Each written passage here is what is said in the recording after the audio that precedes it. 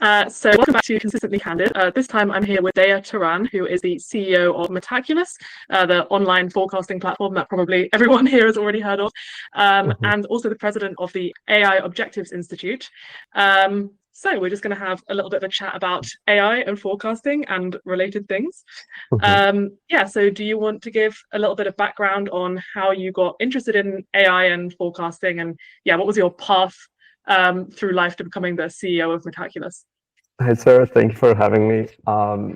So my interest in forecasting comes from a place of trying to figure out how can we have stronger understanding, stronger epistemics towards what is likely to happen if we do action X or Y.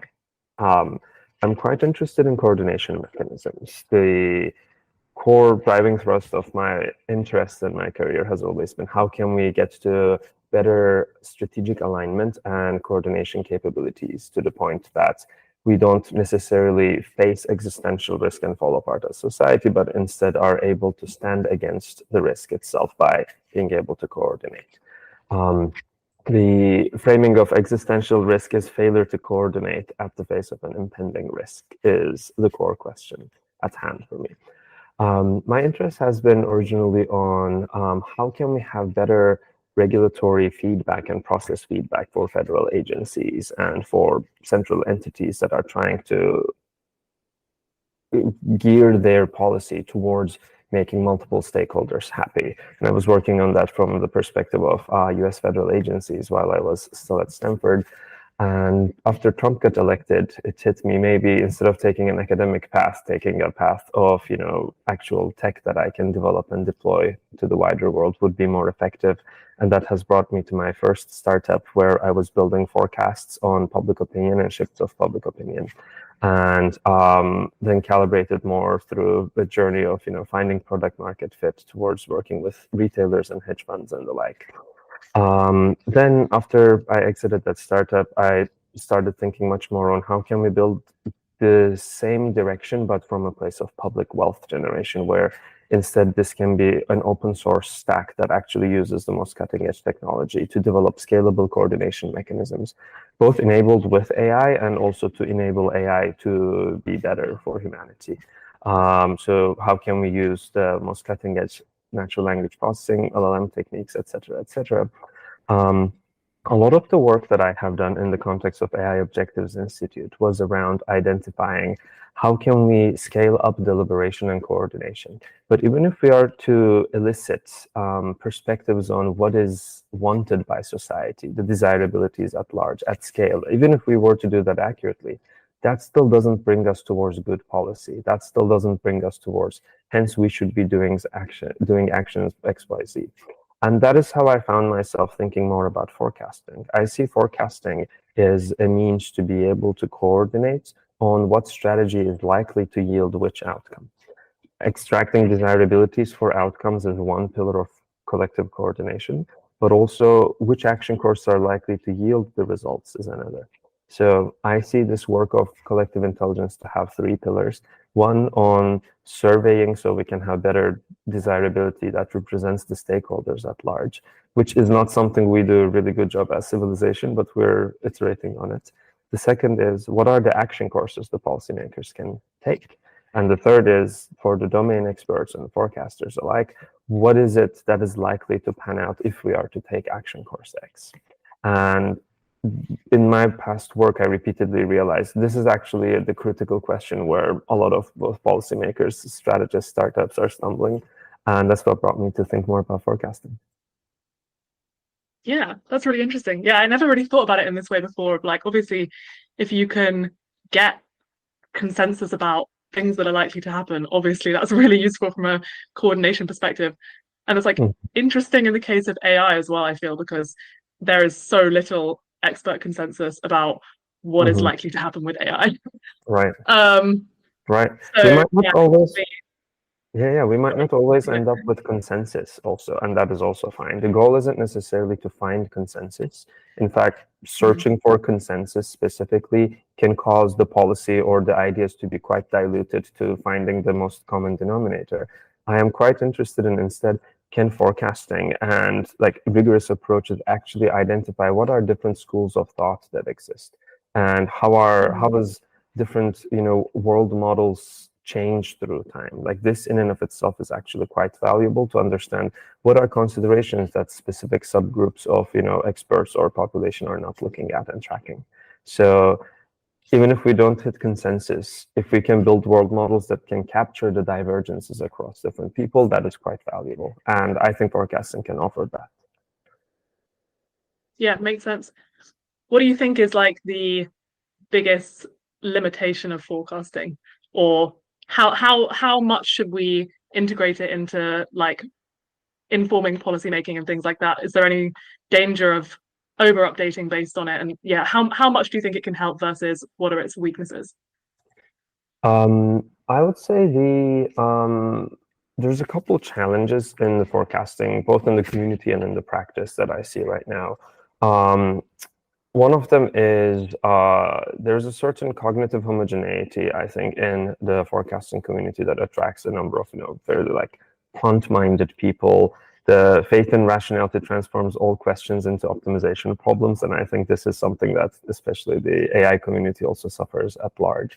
And this often comes paired with, like not every policy challenge can have a discoverable best answer. This doesn't mean we shouldn't tackle them. This doesn't mean we shouldn't iterate on them. So I think the forecasting methodology can cause someone to only say, I shall work on questions that fit in with the methodology.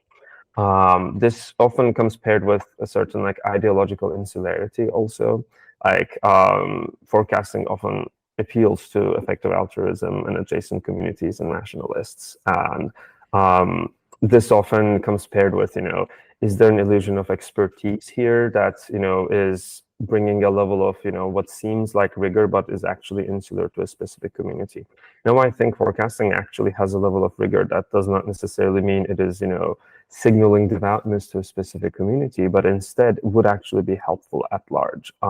So coming up with more proof points rather than it being a mechanism for one community to cohere around itself, I think is one of the limitations in how forecasting is perceived right now. There's other parts that make forecasting difficult to bring to the real world. And I think the fact that forecasting is accurate is valuable, but that doesn't inherently mean there is value to the policymaker. And I think reasoning transparency is actually the core pillar here. Even if I was to give you a very accurate forecast, if you don't understand my underlying world model on why I am making this prediction, you might not be able to take action on top of that. And I think this has been the main failure mode for forecasting to turn into active policy or to be used by policymakers regularly. So I think the kind of work we have ahead of us in Metaculus especially centers around how can we increase reasoning transparency to the point that we end up with interpretable world models rather than just here's a number and seems like with the wisdom of the crowd, this number is accurate and here's our methodology. Like, sure, all of that can be great, but at the same time, still, like, is that going to provide usefulness to the end decision maker? That is the core question at hand, I think. Yeah, that makes sense. That first thing you're saying about how there's a danger that the forecasts reflect, like, yeah, the homogeneity of a certain community. How do you think we can tackle that? Like, how do you mainstream this? How do you get more people interested? I think it's so difficult because it is kind of it's definitely a niche. But yeah, one question would be how do you get more people interested? And then a related question would be if someone is just kind of like coming into contact with this stuff for the first time and they're interested in it and they're like, I want to try forecasting, I want to get better calibrated. What does that person do? Like, how should they go about trying to train themselves to become better at making predictions?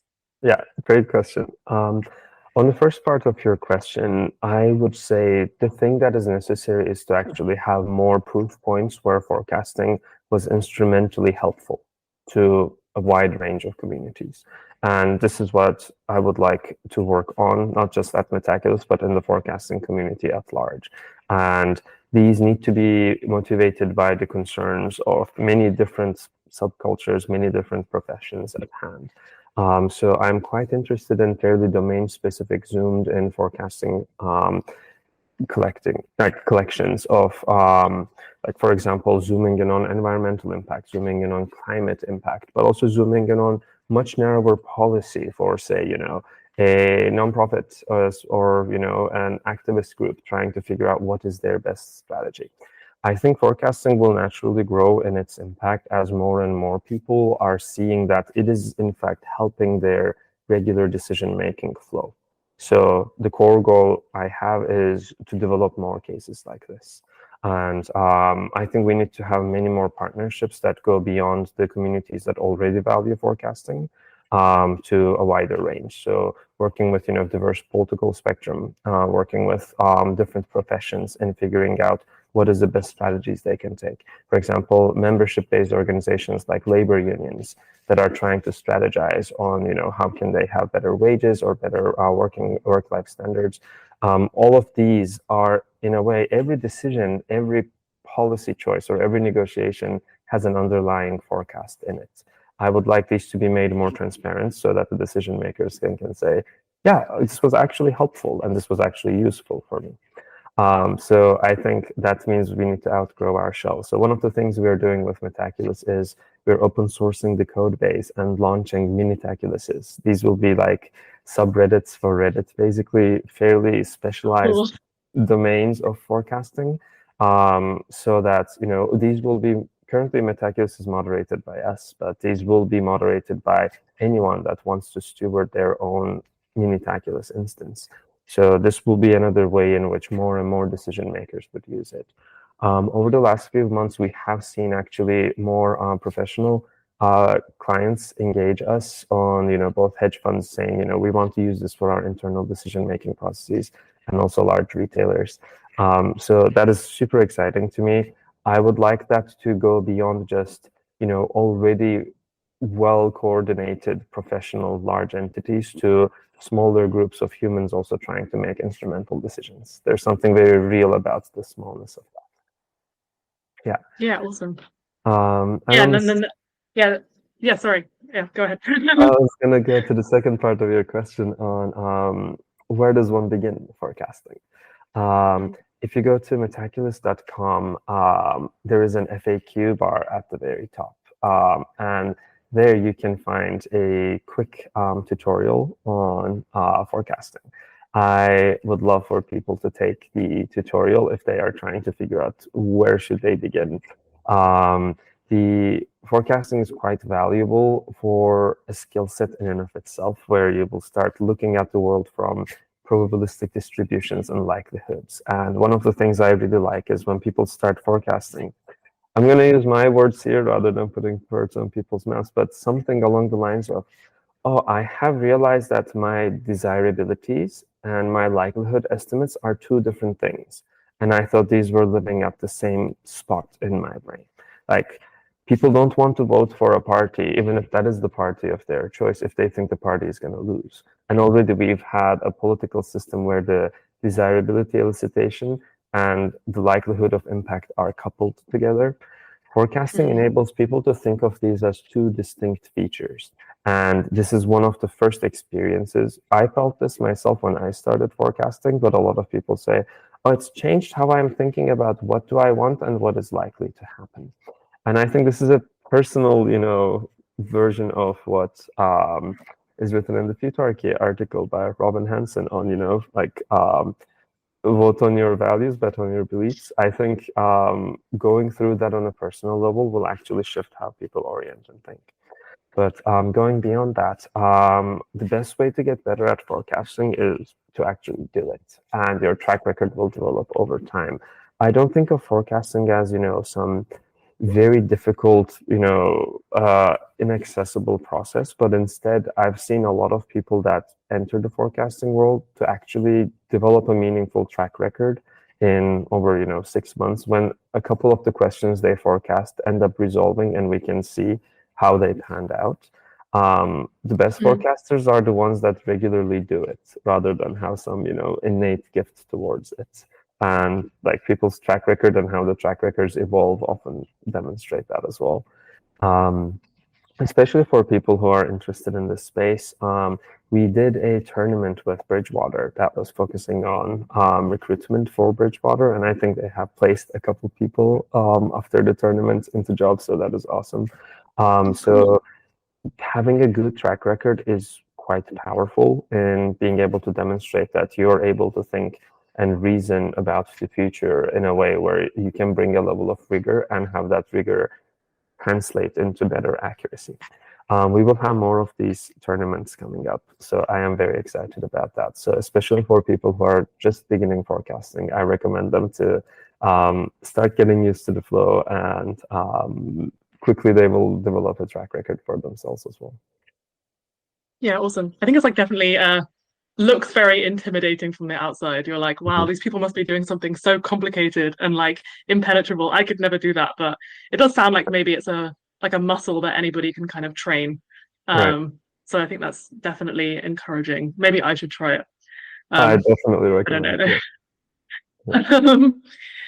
Yeah, what do you think about like something I keep hearing is that when domain experts versus super forecasters make predictions about stuff, the domain experts actually tend to be less accurate than the super forecasters. I don't know how well established this actually is as like a trend, but I've definitely heard that in multiple places. Do you agree with that? And like, if you do agree with that, what do you think is going on there? I agree with this, but I think people often miss the point of this when they are trying to use this perspective.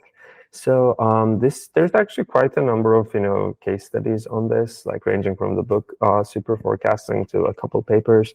Two things that are interesting is a domain expert knows the domain really well, but doesn't necessarily have train the muscle to translate their domain knowledge into how to reason about the future. And sure, a domain expert will know the domain really well, but still, if they are not reasoning in a pattern where they identify the base rates of likelihood of events, and then how the specific forecasting question at hand is different to the base rate, they will not necessarily get accurate projections. Now, obviously, what would be better is if you can have the domain expert and the pro forecaster sit next to each other, then they will do something better than either of them combined, right? This doesn't mean forecasters have information access to something, magical that even if you're a domain expert, you won't be able to, but quite the opposite. A forecaster will have developed the muscle to ask or have skepticism or say, this is enough information for me to keep going on a wide range of things. Most forecasters are generalists, after all. So they would be able to reason on when they should elicit more information, what constitutes as a good base rate. Now, the thing that we like doing at Metaculus is, especially if we have a critical forecasting question at hand, be it supply chain related risks due to automation, I will want best forecasters to be paired with the domain experts, or on a question like reducing nuclear risk or the war in Ukraine and Russia, I would like the forecasts to be able to pair the domain experts with the best forecasters. That way the domain experts will also have addressed their skepticism of like, who are these random people telling me what to do without having any background in the context?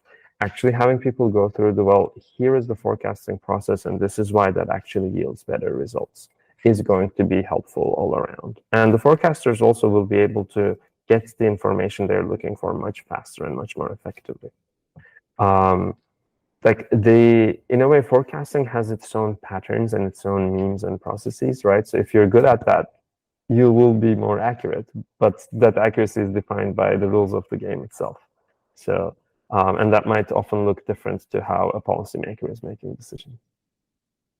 Yeah, that makes sense. Yeah, thinking of it more like, okay, these people have two different toolkits, and when they are combined, they're going to produce better predictions. I feel like a thing that I often hear is like, oh, domain experts are actually systematically worse at predicting the outcome of the thing that they're an expert in, because they just tend to, because they're an expert in it, they just tend to overweight the importance or the impact of that thing. So people will be like, oh, this is why AI experts have shorter timelines or like higher probabilities of existential risk, is because they're like so steeped in this thing, they think it's so important, and then someone who's not a domain expert has less of a bias towards thinking that this thing is going to be very transformative. And I'm not sure how convincing I think that is. But I don't know, maybe you have an opinion on that. There was a study that came out of FRI, Forecasting Research Institute, specifically on AI timelines and combining pro forecasters. And I think like that was one of the cases that demonstrate what you're talking about, where the forecasters were actually much more skeptical of the short timelines in PDOOM compared to domain experts. I think different domains will have different norms around this and different memes around this also. And I can easily see many domains where, like, if you're actively working on mitigating a risk, that ends up being the main driver. So you will focus on the risk profile much more. So on, a fairly abstract level, yes, like this phenomenon does seem reasonable. And any outsider will have maybe a healthier distance to the domain issue at hand. I think this does happen to some extent within the AI circle that we are zooming in on. But also, I think the AI sphere has a lot of complexity that becomes apparent once you look at it. But when people are not actually intimately familiar with the rate of development, etc., then they might not actually get to these conclusions. So the part that I'm interested in is if you can actually systematically explain the reasons of short timelines to a forecaster, how does that impact their projection? And I think that's how the study approached it. And even in that case, the forecasters were not actually updating quite significantly. I think there was a small movement for some of the forecasters, but nowhere near the extent of the same level of urgency or worry as the domain experts are looking at. So I think that is one case that demonstrates this phenomenon. I don't know if it's the same one. I'm thinking, there was one study where they had like a skeptical group and a concerned group or something like that. I don't know if the same one you're referring to. And then they tried to get these two groups to explain their rationales to each other, and just like nobody budged. Like everyone's kind of like forecast stayed the same, even though the other group had tried to explain their model to them, and it just seemed to be really hard to change people's minds. So that's interesting that happens. I don't know. It seems bad. Yeah, I have a different theory on changing minds here. It is, I think, quite difficult and unreasonable to have someone's mind change on the spot. This requires a level of wisdom and ability to reflect and update that is like, I don't think the human hardware is ready for that. We actually have a couple interesting cases about this. For example, let's look at gay marriage. Let's look at 1990 versus 2020. This is a lot of people were alive in both of these dates. A lot of people voted in both of these dates. I don't recall the exact numbers, but how did the United States go from majority opposed to gay marriage to majority for gay marriage in this window? The Overton window shifted here.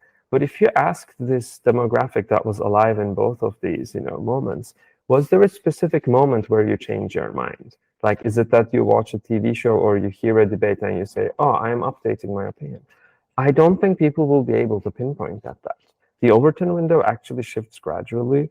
I think this happens in the AI safety space. I think Metaculus actually played an instrumental role here on making certain questions be more mainstream to be asked. And this kind of passive Overton window shifting work that comes from forecasting is interesting to me.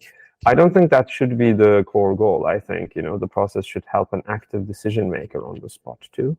But I wouldn't be surprised, a couple years down the line, people in these experiments actually do shift their opinions. And that happens gradually rather than after this exercise. Like, these three arguments convinced me. I think that that is a very clean way to imagine how one reasons about the world. And unfortunately, most human reasoning doesn't happen that way. Yeah, that's definitely true. Hopefully timelines are long enough that we have enough time to change people's minds gradually. But yeah, it's definitely a good point.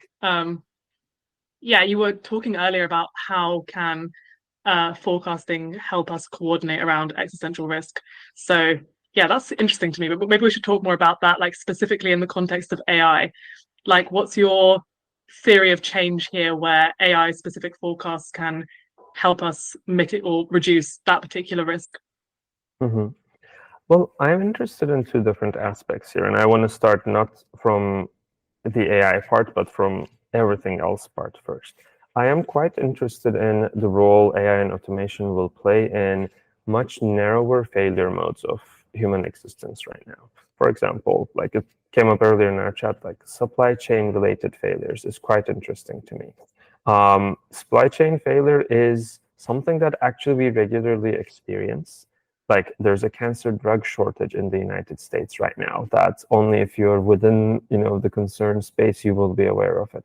This seems like a solvable problem, yet people are dying because they are not able to meet what is necessary.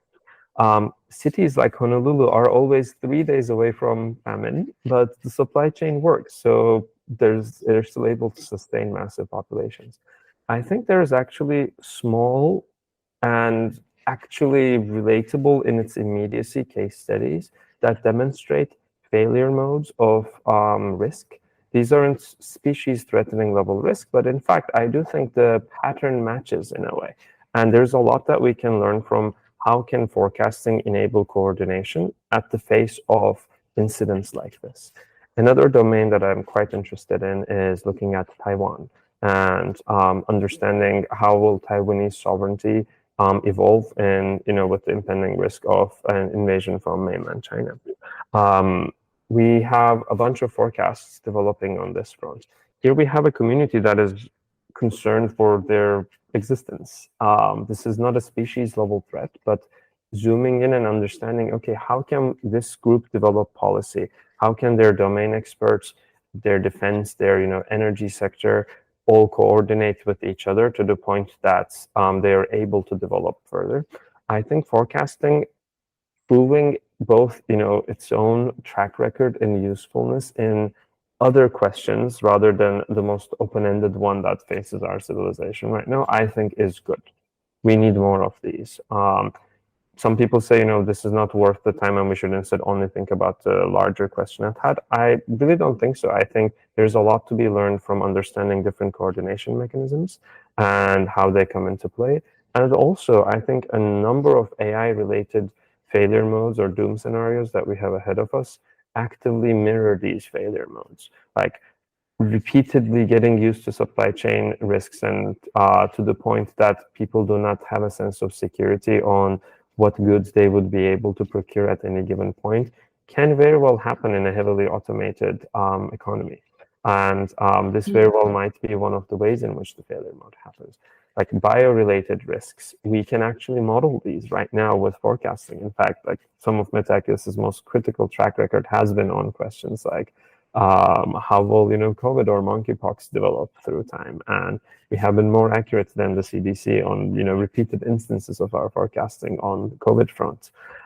So I think seeing what is immediately here will actually help us anchor our compass towards the long run on AI-related concerns as well. Now zooming back to, okay, what can we do towards AI? The part that I am most interested in these days is being able to have people develop more coherent world models on what they think is likely to happen next, especially policymakers, but even like domain experts, technical folks.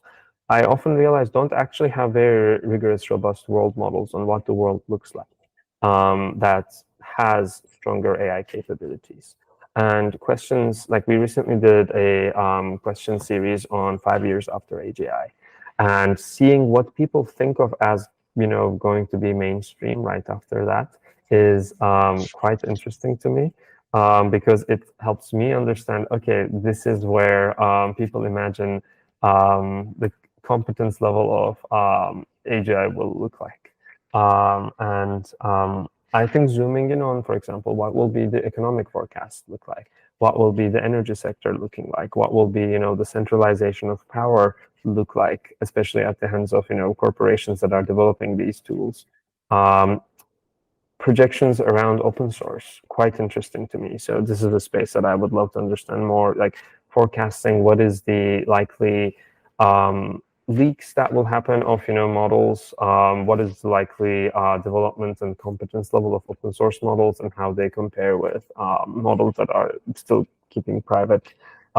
These questions are quite forecastable, And if more and more people have agreement, even under a smaller subset of these questions, that means we're working with much tighter world models that let us coordinate because we have established more consensus projection on what is likely to happen next. Yeah, makes sense. Yeah, what do you think are the most interesting, active questions on Metaculus at the moment around AI progress that people should be paying attention to? Well, there's two parts to this. I actually did really like the 5 years after AGI Focus Week that we have. And like, will human mind uploading happen? Like, where will, like, if there are digital people, what will the population look like? Like the radical life extension treatment, like seeing which of these questions have wider distribution, which of these questions have high convergence, gave me a lot of light in seeing, where the compass is pointing at. If you ask me, what are you interested in there? I'm quite interested in model-based reasoning these days. Currently, most AI researchers don't really pay attention to symbolic models, but there is this new rise of safeguard AI that has a different approach to explainability and interpretability and safety. So, how will that pan out is something that I am quite interested in, because the competence of models that are built on a model-based system is going to be quite different. What they are good at will be quite different. So I see this almost as like a new capability is growing. And given everything can be dual use, what will be the consequences of that is interesting to me. Another part of the question on AI and medtech is that we recently launched a tournament on forecasting AI benchmarks, and there I think there is a lot of interesting stuff. Where in this case, instead of humans forecasting, it's humans building bots that are forecasting, and these bots are not just single shot LLMs, but actually coordinating a multiple models, building basically wisdom of the crowd, but the silicon wisdom, like wisdom of the silicon crowd, basically, is I think what the paper was called. Bringing in different news sources, bringing in different sources from other forecasting platforms, and watching how AI systems have been getting better at forecasting and their failure modes is quite informative to see which kinds of reasoning the current models are not good at. And I like that this tournament will continue with multiple rounds into the future so that we will be able to see the trajectory of growth of the technology.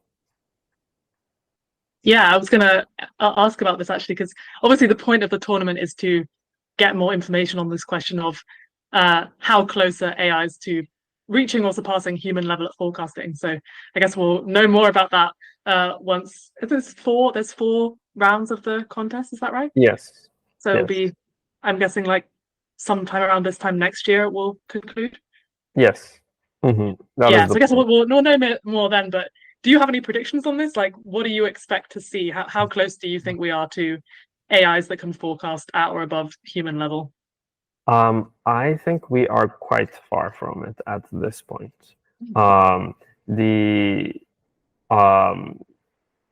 Basically, the pro forecasters are able to answer questions consistently, especially questions that have logical relationships between them. Like one of the things we're testing the models with is, for example, asking questions that have, scope sensitivity, negation sensitivity.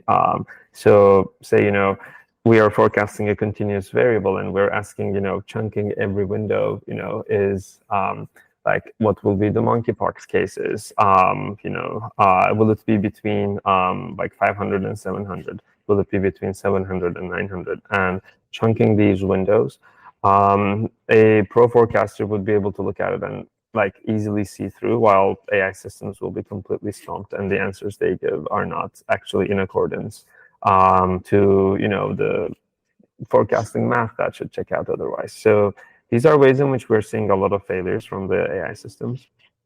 There were a couple of questions where the AIs actually did better than the humans, and I think those are interesting moments where we can see the biases that people had, especially on more like unexpected outcomes. But I don't think of this as like, there is something really specific there.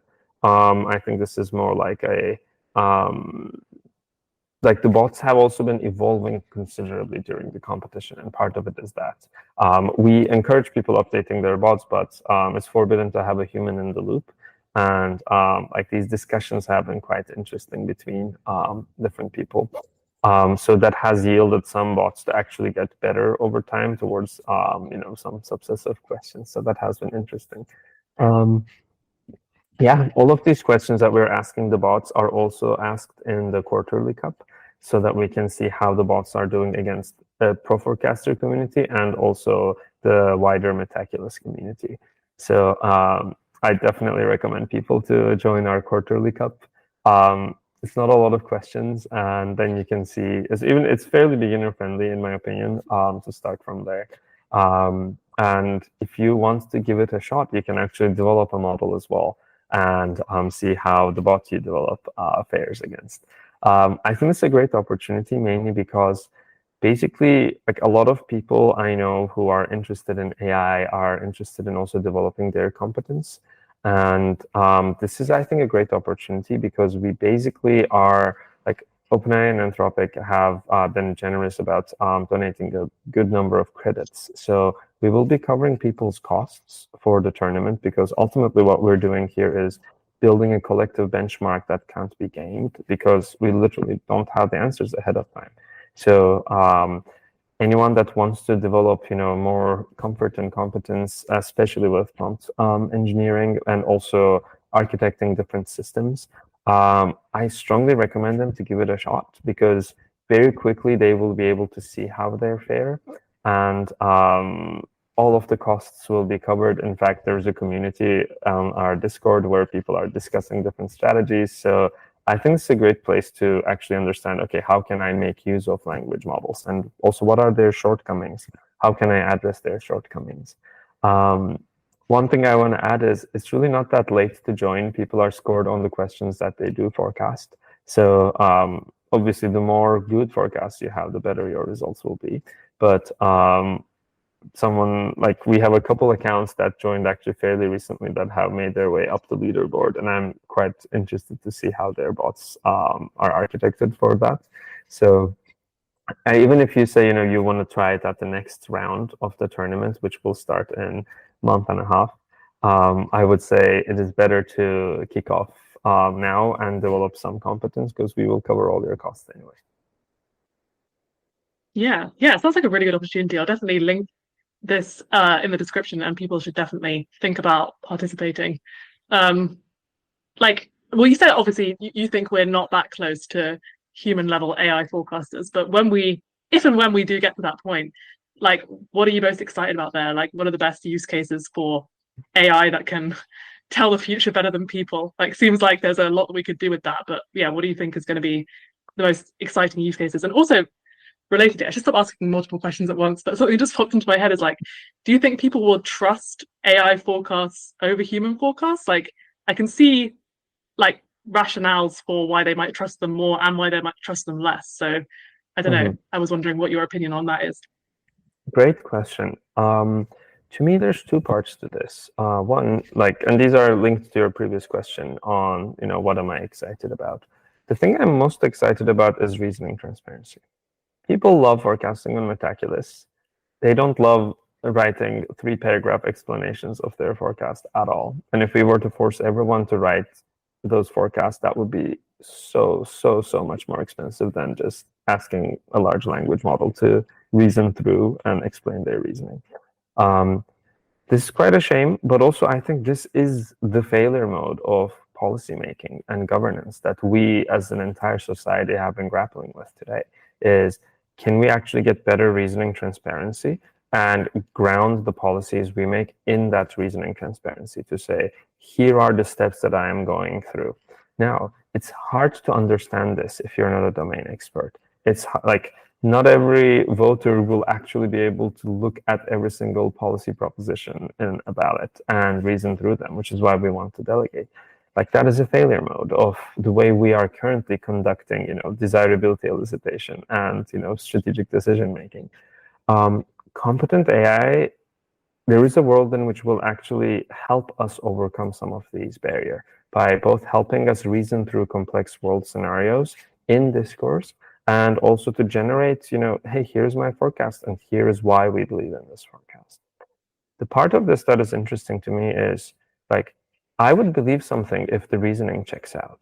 And especially if the entity that repeatedly does this reasoning has meaningful track record. Good reasoning doesn't necessarily mean accurate forecast, but just like the chain of thought prompting that yields better results for AIs, chain of thought reasoning for humans also yields better results. Like this is just like elementary education. If you're asking someone to step by step explain why, their forecasts are likely to be better as well. And this is why we have methodologies like have your base rate and adjust your base rate gradually and enumerate the features that should change your base rate on what is likely to happen. So this is something I'm quite excited about.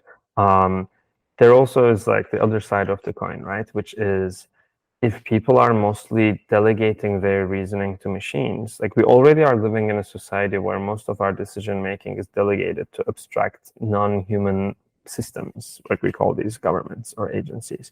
Like an epistemic failure mode that I can foresee for our society is one in which, decisions are made by these AI systems, like they are somewhat uninterpretable, or they are possible to interpret or dive deeper, but we don't need to do that. We will just turn the page.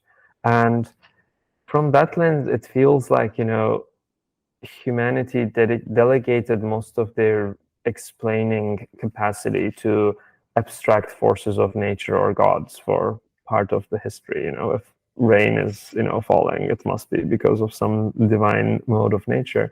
And then we had this like brief moment of lucidity where we said, actually, things around us should be explainable and should be within our window of reason to grasp. Like there is a way in which we can start trusting AI models to the point that we again reinvented these deities and now they're actually doing a good job, and we don't bother trying to understand how they are reaching these conclusions because they must be good, right? And like that to me is a failure mode where like we have actually lost our way to relate to reality or be an agent in the context of reality. I think this happens with political participation without even automation, but we feel sufficiently removed and decoupled from a larger complex contraption that is supposedly inspectable and interpretable, but we don't actually do that. I think like the failure mode that I'd be afraid of is if this keeps on growing and spreads to other aspects of human reasoning, be it development of technology or good policy making. So that's why I'm more interested in reasoning transparency and human reasoning to improve in parallel with these tools and seeing them as tools first rather than decision makers. Yeah. Could we end up in a place where like if AIs are just across the board smarter than people, even their chain of thought reasoning is like too complicated for us to interpret? I could see that happening too, because like we tell them to explain to us what they're doing, and they like do explain to us what they're doing, but they've surpassed us in capabilities so much that even that is going to be kind of like uninterpretable. I don't know. Yeah, I wouldn't like explainability to be a political gesture that appeases the regulation expectation, but doesn't actually yield meaningful explainability. So I think we need much more rigor on that front. Yeah, so I guess a pretty broad question would be, how can we make forecasting better and more accurate in general? And what is Metaculus going to be doing in the next few years to advance that goal? Mm-hmm. I mean, this is the most important question at hand, I think. Like if forecasting, like if we have a claim to accuracy, and we do at this point, like we have shown track record, like I think the ACX tournament was one that was interesting in showing, yes, like Metaculus has been more accurate. How can we translate this accuracy towards value to the decision maker, to the policymaker? This is the question that I'm most interested in.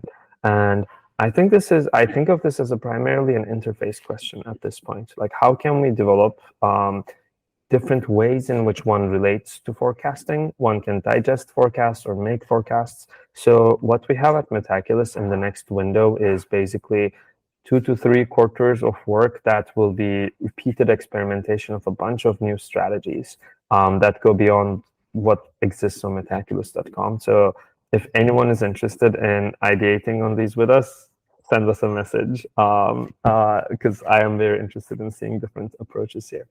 Like, I can name some of the questions at hand. Like, one of the problems is with forecasting is policymakers want to know how will a new decision affect the situation at hand, right? So they want answers to questions that are framed in a conditional forecast way. Like, if I take action A, how will the probability of Y happening change through time?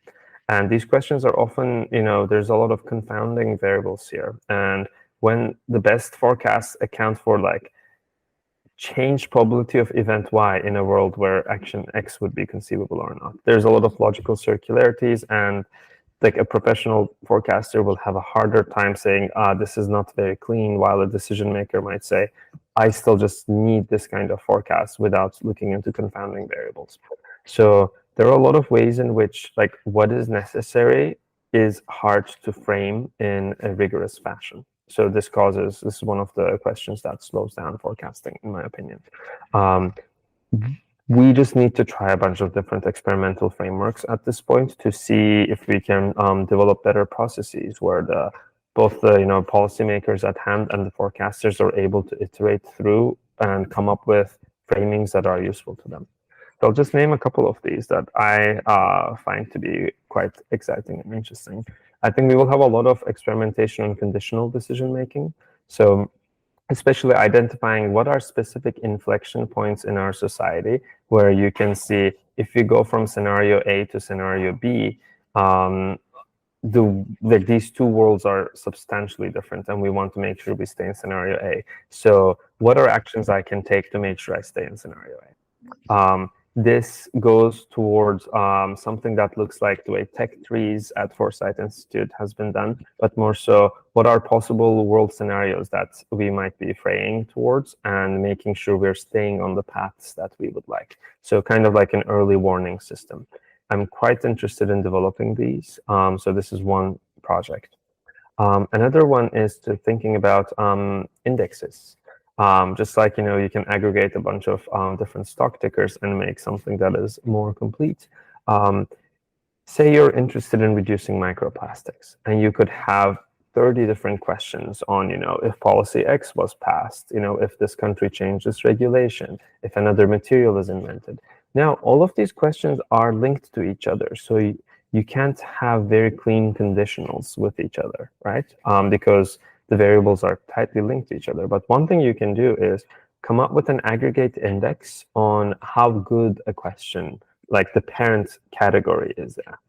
And instead of trying to have causal links that are hard to establish with a level of rigor, you can just say, I want to keep the aggregate track of all of the forecasts within this one domain. And then if any of the forecasts are pointing in an opposite direction, I know that this is something that might have more leverage points. Like, for example, if your goal is to increase the number of electric vehicles all around the world, like China has the fastest proliferation of EVs right now. Like, should a European or an American brand try to enter the Chinese market? Like, what is the highest leverage thing you can do? You can identify both look at a collective index, but also at much specific, narrower inflection points when you see the index to be changing one way or another. So these are all decision-making oriented experiments that we will run in the near future. And some of the Minitaculous instances I think will be quite interesting, because I really want this to be done in context of a small community. It doesn't have to be small, but like a focused community rather, making coordinated decisions. These are some. I'm quite also interested in model-based reasoning. So like we would like to develop a squiggle integration so people can actually build a world model and submit the world model as a forecast. While I don't anticipate widespread use for model-based reasoning, especially with LLM tools that can help parse a human's verbal reasoning into a model, we could actually end up with quite interesting tools on that front. So these are some of the experiments that I am quite excited about. So yeah. Yeah, that all sounds really cool. What's the best place for someone to keep up to date with everything that Metaculous is getting up to? We do post, especially our new developments, on our, social media and Twitter and stuff, but also on our website. So do check out metaculous.com occasionally. The thing that I always tell people is, and I needed to hear this myself a lot as I was growing, like, do reach out if you're interested, even if you're not a domain expert. One thing that moved me a lot was I wrote my thesis focusing on the question of collective deliberation tools. I wrote about Polis quite a bit. And Connor McGill, the founder of Polis, when I met him about, 6 years after I wrote my thesis, told me, why did you not reach out? And it hit me, oh, I had no idea that I could. Somehow it didn't occur to me that like I should just actually email him saying, hey, I want to work on this question. And that was, it's surprising that was very surprising to me. But you know, undergraduate self it didn't occur to him that I should just actually reach out to the people that I am most interested in following their work. So the thing I really encourage people is like, if there's a specific avenue of experimentation that you're interested in, do send us an email. My email is deger@metaculous.com. I am curious about hearing people that want to try different strategies. I'm curious about people who want to implement collective decision-making systems, especially like if you're part of a membership-based organization or small municipality that is trying to figure out, would forecasting be helpful for us to come up with strategy? Do talk to us, because we might be able to actually help develop new ideas and experimentation. I think like where humanity is at right now is quite an experimental state. And if we can find things that do work, these tools will proliferate. So you don't need to have the final idea to say, I want to put my effort in this avenue and be useful. I wish I knew that when I was younger, but no one told me I could just ping people. So I want to encourage everyone to reach out to people that you would wish to work with one day. Yeah, I love that. It's so true as well. There's one thing I've learned from just being generally involved in like the kind of like AI safety space online is that you should just people should have a way lower bar for just getting in touch with people Right. that they're like whose work they're interested in, because people do, respond. Right. And people are just like very open to talking about stuff. So Right. yeah, I'll put your email in the description as well. And if anyone wants to get in touch, they can do that. But yeah, I guess we should probably wrap up soon. But yeah, so the email will go in the description. Is there anywhere else online that people can find you? That is, the email would be the best way to reach me. I don't use social media as much as people wish I did. But it brings me a level of yeah. Yeah, it brings me Yeah. a level of sanity and grounding, I think, especially in a fast-moving world. Yeah. So reasonable. I have a question for you. What would it take for you to start forecasting? To start forecasting. Man, probably just like more confidence. I feel like I just don't really see myself as like the kind of person that would be good at that. And maybe it's just a question of not really thinking of it that way. Maybe I will. I mean, like you're not the first person to say this to me, so maybe I should just start and see what happens. But I think people have like a very like ingrained idea of like, this is my skill set, these are the things I'm good at, these are the things I'm bad at. And they don't tend to venture very far outside of that.